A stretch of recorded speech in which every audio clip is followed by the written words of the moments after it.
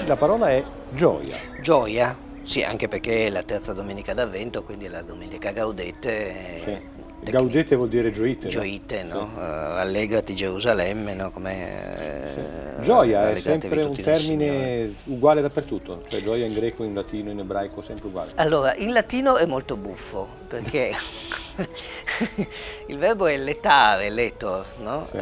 Ma il letare ha delle pericolose assonanze con la parola letamen, cioè è quello che ingrassa i campi, no? Quindi è proprio la gioia grassa, quella la proprio... gioia.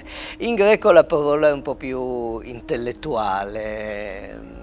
In ebraico ha a che fare con il saltellare, la rinna, ranan, ha a che fare con la danza, e quindi è uno spettro semantico abbastanza vasto. Diciamo che è qualcosa che compie tutte le speranze, allora uno gode dell'abbondanza secondo la pragmatica mentalità latina, certo. Contempla la bellezza secondo la cultura greca, fa una festa danzante secondo la cultura ebraica, perché gli ebrei amano moltissimo danzare, è ciò che riempie la speranza dell'uomo, è ciò che riempie il desiderio dell'uomo. Questo va benissimo, e allora perché c'è qualcosa che non funziona rispetto alla nostra gioia? Cioè perché noi non riusciamo a essere contenti anche se ci sforziamo di essere... Perché non riconosciamo che la nostra contentezza, che la nostra gioia non è data dalle realizzazioni delle nostre immagini, perché in realtà noi vogliamo sempre di più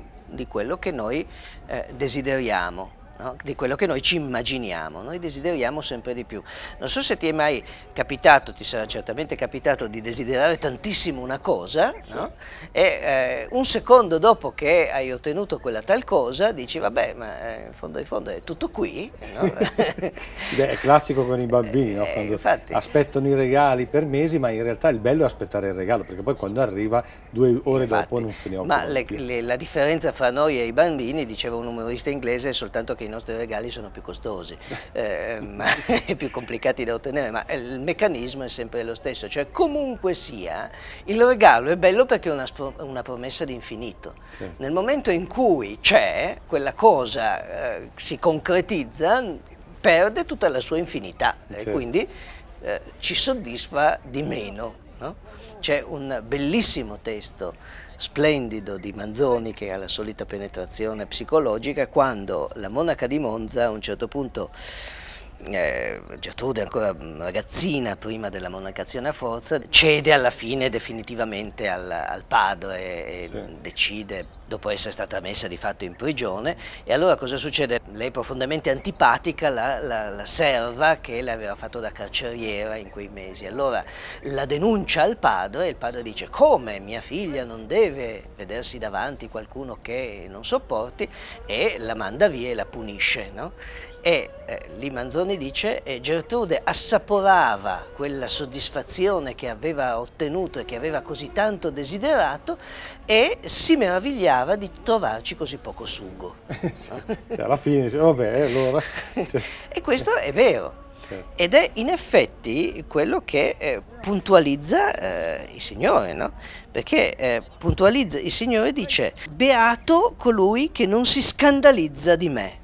A un certo punto, beato colui che non sarà scandalizzato di me, perché cos'è lo scandalo? Cos'è questo scandalo di cui parla il Signore?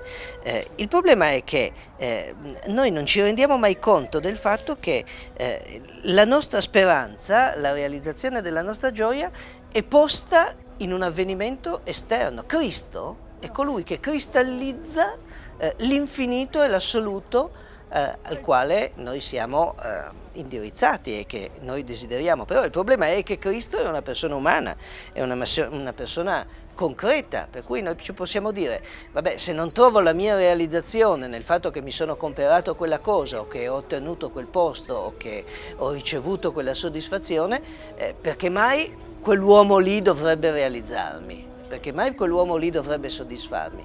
E quindi questo può essere uno scandalo. Nel momento in cui uno si converte, la parola della settimana scorsa, e si rende conto che quell'uomo lì è invece il destino della nostra umanità, è il destino dell'uomo, è l'assoluto, quell'uomo non è semplicemente un uomo che vive nella storia, ma è un assoluto, allora la gioia deriva dall'incontro con lui.